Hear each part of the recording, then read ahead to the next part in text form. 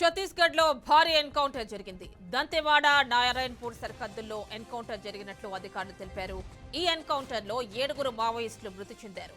ఘటనా స్థలంలో వివిధ ఆయుధాలతో పాటు భారీగా పేలుడు పదార్థాలు స్వాధీనం చేసుకున్నట్లు వెల్లడించారు.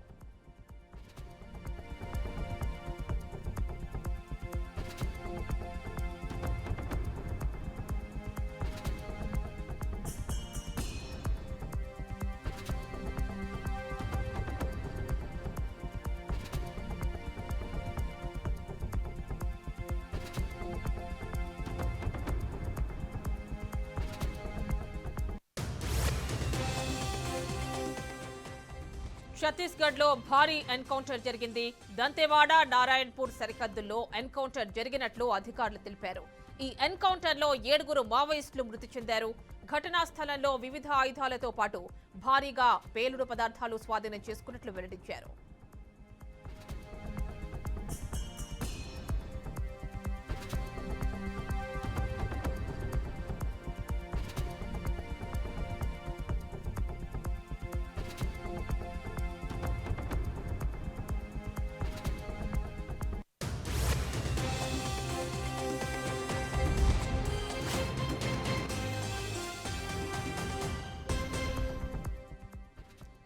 ఇక ఈ అంశానికి సంబంధించి మరిన్ని డీటెయిల్స్ మా క్రైమ్ బ్యూరో చీఫ్ క్రాంతి మరిన్ని డీటెయిల్స్ అందిస్తారు. క్రాంతి చెప్పండి, ఛత్తీస్గఢ్ లో భారీ ఎన్కౌంటర్ జరిగినట్టు తెలుస్తోంది. ఈ ఎన్కౌంటర్ లో 7 మావోయిస్టులు మృతి చెందినట్లు తెలుస్తోంది. పూర్తి డీటెయిల్స్ ఇవ్వండి. రైట్ యామినా, ప్రస్తుతం ఏదైతే మన ఛత్తీస్గఢ్ లోని దంతేవాడ ఏరియాలో మాత్రం భారీ ఎన్కౌంటర్ చోటు చేసుకుంది అని చెప్పుకోవచ్చు.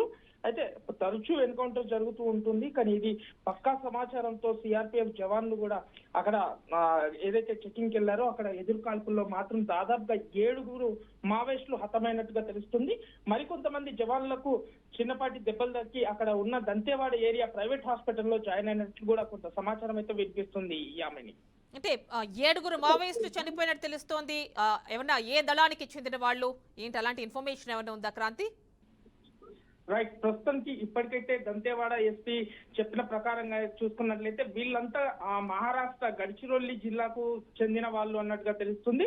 కొంత ఇక్కడ దంతేవాడ, ఎందుకంటే ఇప్పుడు మనం చూసుకున్నా కూడా ఇటు మహారాష్ట్ర పరిసరాలు కావచ్చు, లేదు అంటే ఛత్తీస్గఢ్ పరిసరాల్లో దాదాపు చాలా ఎక్కువ ఎన్కౌంటర్స్ చూస్తూ ఉంటాం.